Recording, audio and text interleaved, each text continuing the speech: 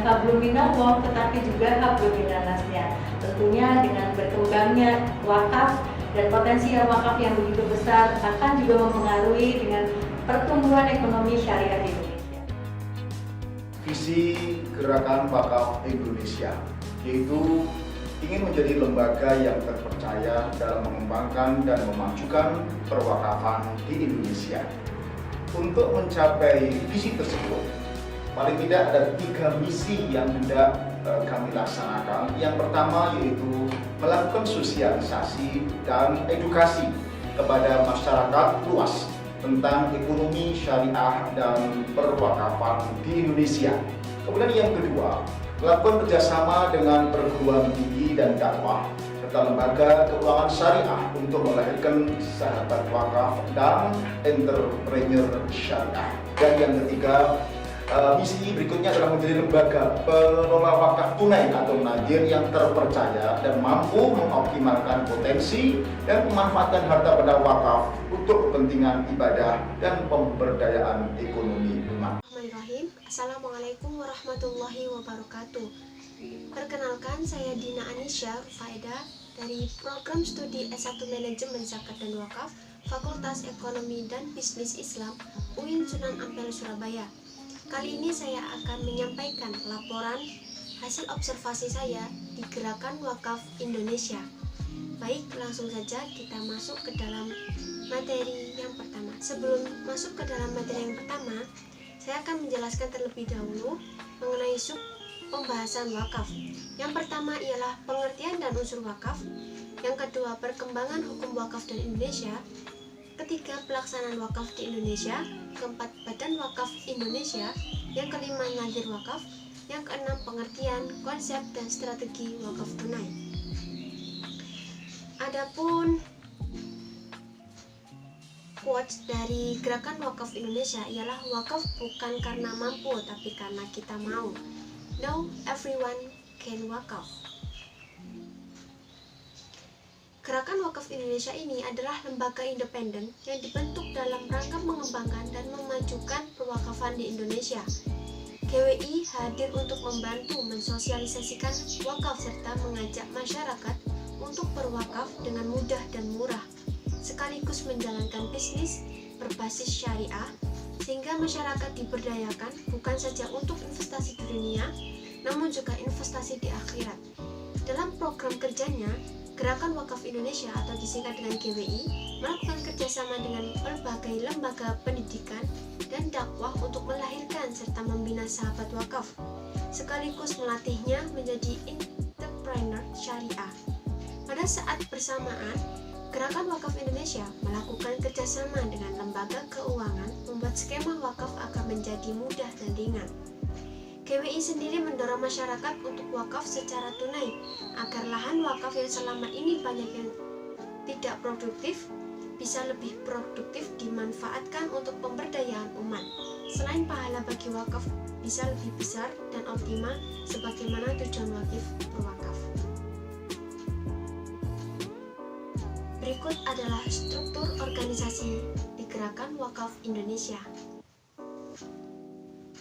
Masuk pada materi yang pertama ialah pengertian dan unsur wakaf. Saya mewawancarai salah satu admin di Gerakan Wakaf Indonesia ialah Kak Rizkita Apriliana selaku admin. Yang pertama pertanyaan saya yang saya tanyakan ialah bahwasannya dasar hukum wakaf yaitu Al-Quran dan Hadis. Lalu bagaimana dasar hukum menurut undang-undang serta peraturan daerah? Jelaskan menurut Lembaga Gerakan Wakaf Indonesia.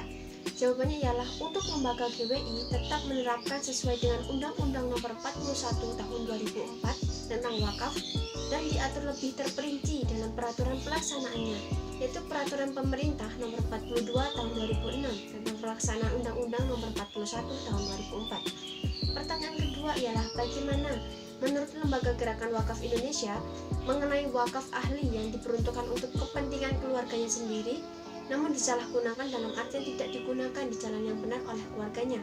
Jawabannya ialah wakaf memang ada beberapa jenisnya, serta mauquf alaih pun juga. Ada yang umum dan pribadi, hanya saja dalam pengertiannya wakaf itu untuk kepentingan syariat dalam hal kebaikan seluruh umat. Jika tidak digunakan dalam hal kebaikan, berarti sudah menyalahi aturan wakaf itu sendiri yang dimana sudah dijelaskan dalam Undang-Undang Nomor 41 Tahun 2004. Pertanyaan yang ketiga ialah bagaimana peran wakaf sendiri dalam menanggulangi dampak COVID-19 di Indonesia? Jelaskan menurut Lembaga Gerakan Wakaf Indonesia. Wakaf itu memang utamanya dia adalah sustainable, terus bisa digunakan, bahkan wakaf uang lagi gempar di Indonesia dikarenakan wakaf uang merupakan salah satu instrumen yang bisa membangkitkan ekonomi umat.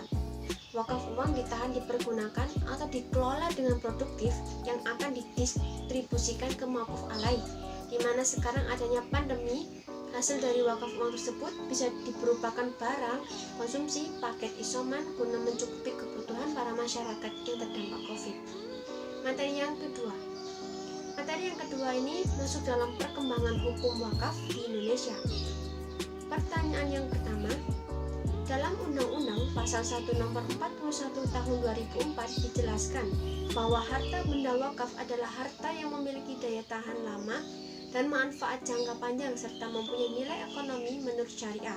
Lantas bagaimana jika terdapat wakif yang hanya mewakafkan harta wakafnya dalam jangka waktu pendek atau temporer? Padahal di undang-undang sudah dijelaskan harta benda wakaf memiliki manfaat jangka panjang. Jawabannya ialah kalau merujuk ke Undang-Undang Nomor 41 Tahun 2004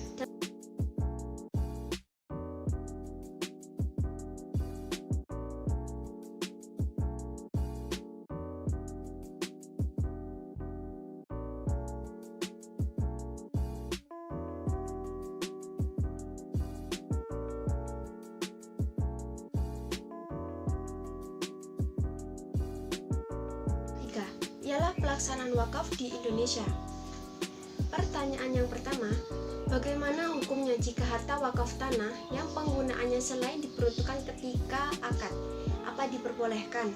Jika iya, apakah boleh meminta sebagian keuntungan tanah wakaf yang didirikan bangunan masjid? Jelaskan menurut Lembaga Gerakan Wakaf Indonesia. Jawabannya ialah pada dasarnya terhadap harta yang telah diwakafkan tidak dapat dilakukan perubahan atau penggunaan lain selain yang dimaksud dalam ikrar wakaf. Penyimpanan dari ketentuan tersebut hanya dapat dilakukan terhadap hal-hal tertentu setelah terlebih dahulu mendapat persetujuan tertulis dari Kantor Urusan Agama atau KUA di kecamatan setempat berdasarkan saran dan majelis ulama di kecamatan dan camat setempat dengan alasan sebagaimana diterangkan dalam pasal 225 Instruksi Presiden Nomor 1 Tahun 1991 tentang penyebarluasan kompilasi hukum Islam, karena tidak sesuai lagi dengan tujuan wakaf seperti ikrarkan oleh wakif atau karena kepentingan umum. Pasal 36 Undang-Undang Nomor 41 Tahun 2004 tentang wakaf kemudian menegaskan bahwa dalam harta benda wakaf ditukar atau diubah peruntukannya, Nazir melalui PPAIW mendaftarkan kembali kepada instansi yang berwenang dan Badan Wakaf Indonesia atas harta benda yang ditukar atau diubah peruntukannya itu sesuai dengan ketentuan yang berlaku dalam tata cara pendaftaran harta benda wakaf. Pertanyaan kedua ialah bagaimana pemahaman warga Indonesia dengan adanya wakaf dan bagaimana agar masyarakat yang berwakaf sesuai peraturan wakaf di Indonesia? Jawabannya ialah mengingat memang mayoritas penduduk Indonesia adalah Muslim. Di samping itu juga tradisi wakaf atau lembaga perwakafan itu dikenal masyarakat stigma yang mahal.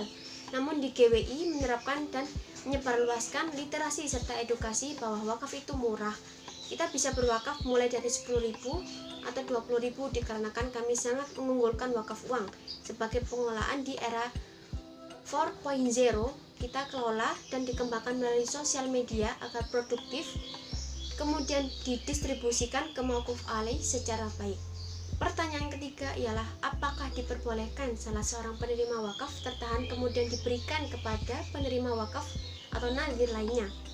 Jawabannya ialah yang diwakafkan secara tertentu diperbolehkan memberikan bagian dari hasil wakafnya karena dia telah memiliki bagiannya secara penuh. Maka dia diperbolehkan melakukan berbagai macam tindakan yang dikehendakinya, seperti wakaf bangunan, diberikan bagian dari pemasukannya untuk kelompok tertentu.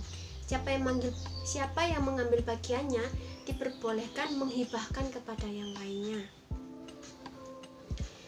Masuk kepada materi yang keempat, ialah Badan Wakaf Indonesia atau disingkat dengan BWI. Pertanyaan yang pertama ialah bagaimana meningkatkan kompetensi dan jaringan Badan Wakaf Indonesia, baik nasional maupun internasional, jika saat ini dalam sertifikasi wakaf masih menjadi problematika di kalangan masyarakat? Jelaskan. Kita sendiri di Gerakan Wakaf Indonesia atau disingkat dengan GWI terdapat literasi yang dalam salah satu program akademi wakaf itu. Di situ lembaga mengadakan pelatihan seputar wakaf, menghadirkan berbagai narasumber dari Badan Wakaf Indonesia untuk memberikan materi wakafnya khusus regulasi wakaf. Adapun strategi untuk merealisasikan visi dan misi Badan Wakaf Indonesia adalah sebagai berikut. Meningkatkan kompetensi dan jaringan Badan Wakaf Indonesia, baik nasional maupun internasional, maupun membuat peraturan dan kebijakan di bidang perwakafan. Meningkatkan kesadaran dan kemauan masyarakat untuk berwakaf, meningkatkan profesionalitas dan keamanan nazir dalam pengelolaan pengembangan harta wakaf, mengkoordinasi dan membina seluruh nazir wakaf, menertibkan administrasian harta benda wakaf, mengawasi dan melindungi harta benda wakaf, menghimpun, mengelola, serta mengembangkan harta benda wakaf yang berskala nasional dan internasional untuk merealisasikan visi dan misi strategi tersebut. Pertanyaan kedua ialah bagaimana peran strategi Badan Wakaf Indonesia dalam pengelolaan wakaf terhadap Lembaga Gerakan Wakaf Indonesia? Jelaskan. Jawabannya ialah BWI memberikan dorongan dan dukungan kepada nazir Lembaga Gerakan Wakaf Indonesia agar dapat lebih baik dalam mengelola aset wakaf dan meningkatkan efisiensi produksi sehingga memberikan manfaat yang lebih besar kepada masyarakat berupa pelayanan sosial, pemberdayaan ekonomi, dan pembangunan infrastruktur umum. Pertanyaan ketiga ialah bagaimana tanggapan Lembaga Gerakan Wakaf Indonesia atau disingkat dengan GWI dalam soal polemik wakaf uang di Indonesia? Jawabannya ialah kembali lagi dengan aturan dan kaidah berwakafan. Itu maksudnya tidak kemana-mana.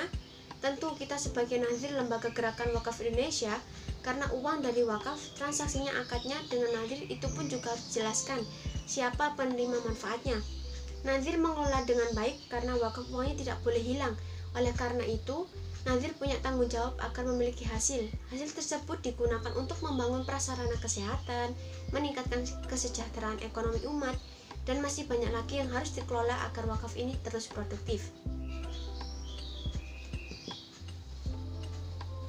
Kelima, tentang nazir wakaf. Pertanyaan yang pertama ialah apakah perubahan atau pengertian nazir akan membatalkan akte ikrar wakaf? Apabila dibatalkan, apakah perlu dilakukan perubahan akte setelah dilakukannya perubahan nazir? Jelaskan menurut Lembaga Gerakan Wakaf Indonesia.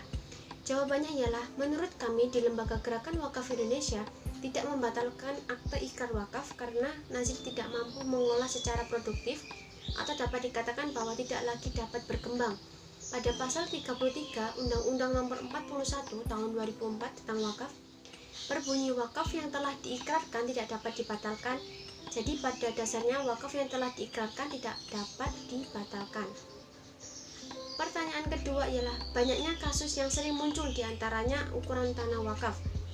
Perubahan fungsi wakaf tidak sesuai dengan ikrarnya dan berubah status tanah wakaf menjadi milik perorangan. Menyikapi kasus tersebut karena kurang maksimalnya seorang nazir, bagaimana agar seorang nazir dapat mengatasi masalah tersebut agar kembali maksimal dalam tugasnya guna mengurangi problematika yang terjadi? Jelaskan menurut Lembaga Gerakan Wakaf Indonesia atau GWI.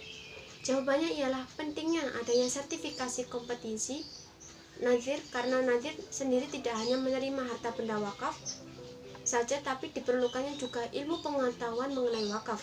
Ketika harta benda wakaf itu diwakafkan, harus ada keterangan hukumnya karena itu menyangkut kemaslahatan umat yang dimana wakaf ini termasuk amal jariah kita. Maka dari itu, perlunya sertifikasi kompetensi dan ilmu pengetahuan mengenai wakaf agar tidak terjadi problematika. Kalaupun terjadi karena kurangnya seorang nazir dalam mengatasi harta benda wakaf, dan wakaf juga tidak boleh dihibahkan, diperjualbelikan, serta diwariskan. Jika terdapat problematika tersebut, kita harus konsultasikan kepada Badan Wakaf Indonesia serta di kantor urusan agama tentang sengketa wakaf. Pertanyaan ketiga, apakah wakif boleh menjadi nazir dan nazir bisa diwariskan? Jelaskan menurut Lembaga Gerakan Wakaf Indonesia. Jawabannya ialah menurut Lembaga Gerakan Wakaf Indonesia, kata Bapak JJ Zainuddin selaku Ketua Majelis Ulama Indonesia, alangkah baiknya seorang nadhir itu berkelompok karena tanggung jawab nadhir begitu besar dalam pengelolaan serta pengembangan harta benda wakaf. Dan nadhir pun tidak boleh diwariskan, tetapi kalau wakif bisa menjadi nadhir karena memiliki ilmu pengetahuan yang cukup luas mengenai aset wakaf secara produktif, lalu nanti menyalurkan keuntungannya kepada masyarakat agar terus mengalir. Materi yang keenam, pengertian, konsep, dan strategi wakaf tunai. Pertanyaan pertama, bagaimana Lembaga Gerakan Wakaf Indonesia mensosialisasikan wakaf tunai? Jelaskan. Jawabannya ialah sebagai awal mula sosialisasi pada tahun 2018, Gerakan Wakaf Indonesia mensosialisasikan wakaf uang dengan pembina GWI yaitu Ibu Susi Susianti, kemudian oleh Bapak Insinyur Misbahul Huda, guna mensosialisasikan terutama kepada mahasiswa atau mahasiswi sebagai penerus bangsa agar wakaf di Indonesia ini terus berkembang secara produktif. Dan juga paling utama kita disosialisasikan di era milenial ini dengan sosial media yaitu Instagram, Twitter, Facebook, WhatsApp Group, dan di Radio Suara Muslim Surabaya. Karena GWI sendiri bekerja sama dengan Radio Suara Muslim Surabaya. Pertanyaan kedua ialah konsep apa yang dilakukan oleh Lembaga Gerakan Wakaf Indonesia untuk mensosialisasikan wakaf tunai? Jelaskan. Jawabannya ialah konsep yang dilakukan ialah dengan menyebarluaskan atau mensosialisasikan melalui sosial media dengan semenarik mungkin dengan di era digital ini. Seperti yang sudah saya jelaskan, mensosialisasikannya tidak hanya secara offline melainkan secara online, melewati seperti Instagram, Twitter, Facebook, WhatsApp Group, dan di Radio Suara Muslim Surabaya. Lebih banyak masuk di platform tersebut membuat masyarakat tahu akan wakaf tunai itu mudah dan murah, tidak mahal. Wakaf tunai bisa dari 10.000 dan seterusnya, asalkan kita niatkan untuk berwakaf tulus serta ikhlas. Dan kita membuat konsep dua yang tradisional dan milenial media massa melalui sosmed. Pertanyaan ketiga ialah capaian apa saja yang tercapai oleh Lembaga Gerakan Wakaf Indonesia?